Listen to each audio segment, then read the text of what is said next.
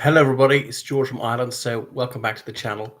In this video, I'm commenting on what's going to happen in the Netherlands, and not for the first time, and that is someone who's young and physically healthy, choosing to end her life with medical assistance.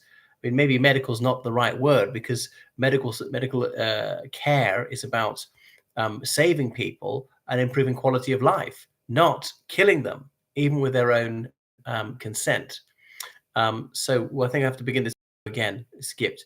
Yeah, this video is about a healthy, physically healthy Dutch 28-year-old woman who is choosing to end her life, and she's going to be helped by doctors in doing so.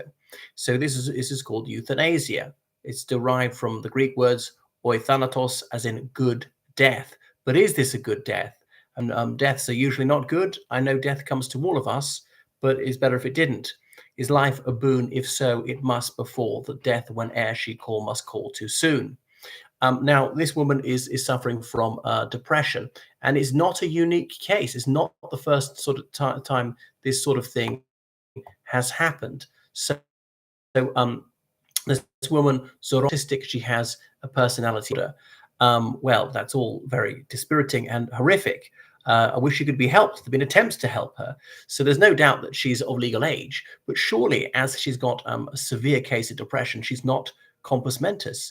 Because, I mean, I'm in favor of euthanasia if as a terminally ill adult who's in horrific pain, if he or she affirms many times in the presence of multiple witnesses and signs that he or she wants to bring life to a close and is not being pressurized anywise, if a psychiatric evaluation proves this person is sane, there's no senile dementia, something like that, this person in possession of his or her faculties takes a very considered decision over a long period of time, then yes, I think it should be allowed.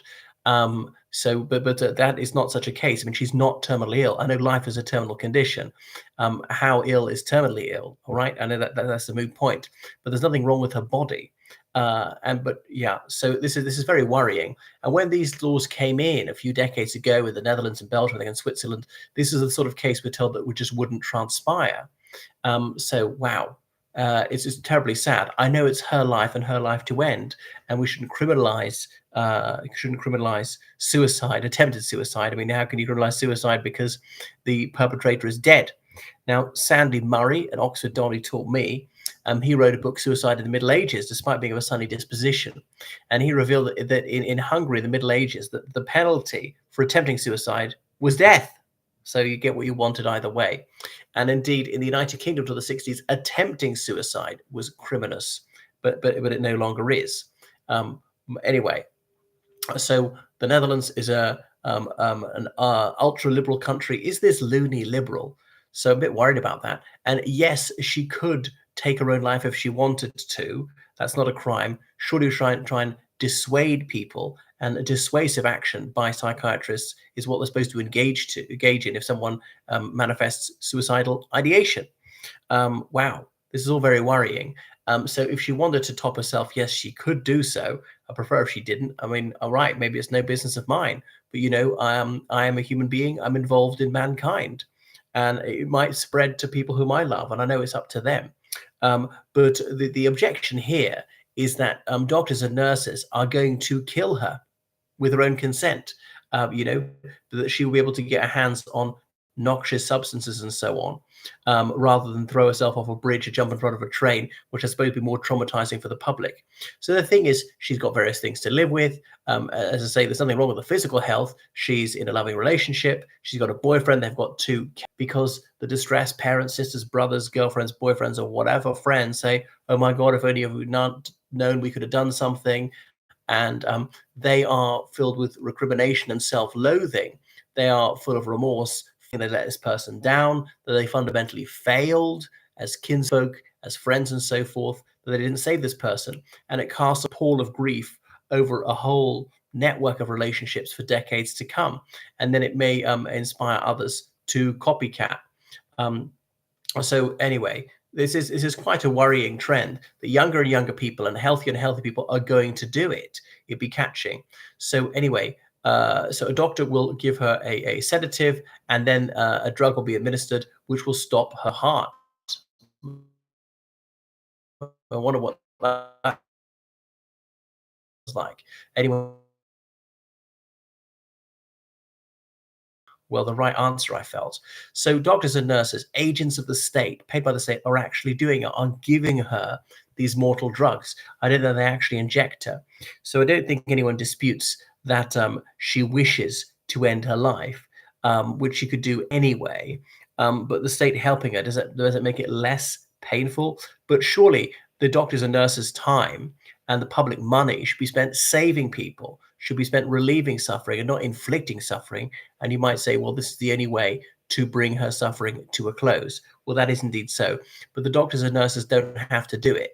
That time and that money could be used to alleviate suffering, to palliate whatever diseases, to improve people's quality of life. So at very least, it's squandering resources. I know it's not a huge amount, but it'll just increase and increase.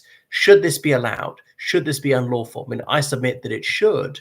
And because she suffers such mental ill health, can she really be judged to have clarity of mind? She's suffering some sort of derangement of mind. So therefore, this occludes her judgment.